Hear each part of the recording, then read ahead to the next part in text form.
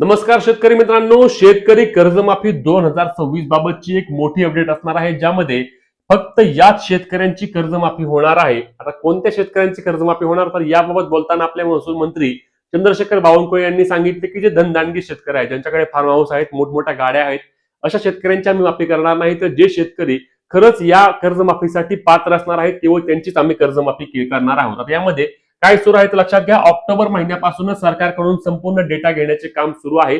यामध्ये सोसायटीचे तुमच्याकडे कर्ज असल्यास तुम्ही त्या ठिकाणी सोसायटीमध्ये जाऊन तुमची जे काही आवश्यक कागदपत्र असणार आहेत ती सर्व कागदपत्र तुम्हाला त्या ठिकाणी जमा करावी लागणार आहेत.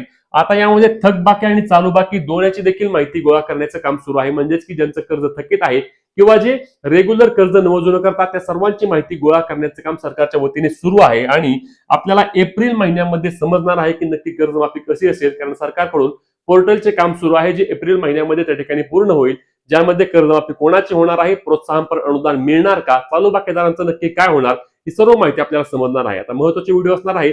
जास्तीत जास्त शेतकरी बांधवांपर्यंत शेअर करायला आणि अपडेटसाठी आपल्या पेजला फॉलो करायला, चॅनलला सबस्क्राईब करायला विसरू नका. जय